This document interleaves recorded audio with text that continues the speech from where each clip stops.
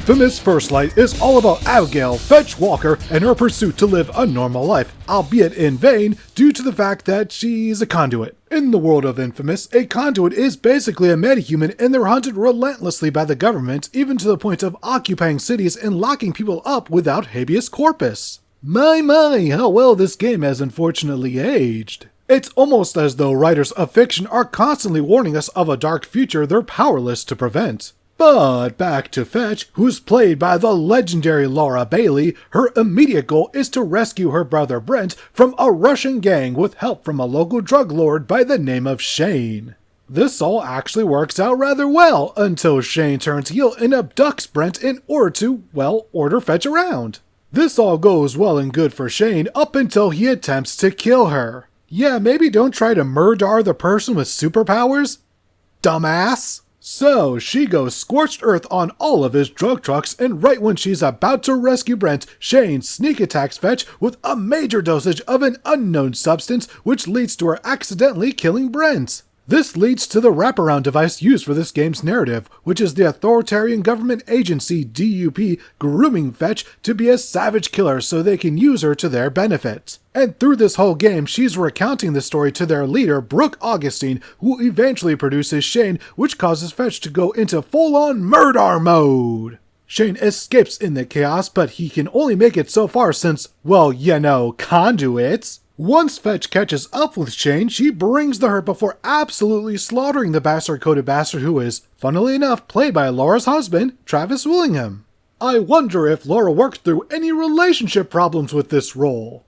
Never the more or less, this leads to the beginning of inFAMOUS Second Son, where fellow conduit Hank causes the conduits to commence in their extremely early exit of the DUP captivity. Overall, the story is brisk and to the point. I mean, it only took me about 3 hours to get through, so I imagine some might be able to finish in half that amount if you're quick enough. There's never any filler missions, and this game isn't afraid to tackle some heavy subjects. For example, there's a mission where you're hacking into camera feeds to follow a woman who's being stalked, and in the end you just see her get kidnapped by the Russian gang, presumably to be trafficked. And no, you don't save her. Hell, Fetch never really saves anyone, which has just got to be traumatizing. Her brother, dead, the victim, gone with the wind. Hell, Jenny, the woman who was helping Fetch, gets iced by Shane when the former starts helping Fetch get her brother back from him. Fetch's backstory isn't any brighter. As soon as her conduit powers manifested, her parents immediately turned her in, causing Brent and Fetch to live on the run and be homeless. And this game doesn't shy away from how poorly our society treats homeless people, which caused Fetch to become a drug addict for quite some time.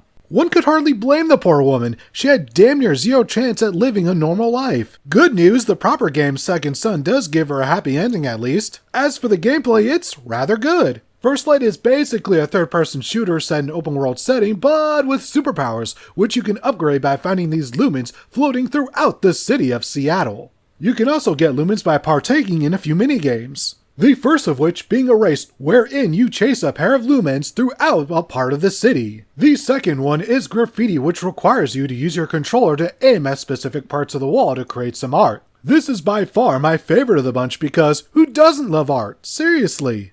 And finally, we have the drone hunting, wherein Fetch hacks into a drone's feed in order to locate and destroy because fuck authoritarianism. While I appreciate the message, it generally takes me a while to find the drones because I've just never been good at scavenger hunts. It's all worth it though, as each activity nets you 2 lumens, which you'll need because some of these upgrades can be quite expensive. My one gripe with the game is that we never really get any sort of real final boss. Like, yeah, we fight a bunch of gooners while chasing after Shane, but they're all relatively easily disposable. Maybe the lack of a tough final encounter was supposed to show the pointlessness of revenge or something? I don't know. I suppose I get it on a narrative level, but gameplay-wise, it's a bit disappointing. And that was inFAMOUS First Light, aka the first inFAMOUS game I ever played, as well as one of the first PS4 games I ever played as well. Back when I first got my PlayStation 4, it came with a free month of PS Plus, which, at the time, came with this game, which I ended up enjoying so much that I bought Second Son just to see how the story ends. If that isn't an endorsement of a prequel, I don't know what is! Maybe I'll cover Second Son sometime in the future, but for now, I believe it's time for me to finally step back in the ring, well, metaphorically at least.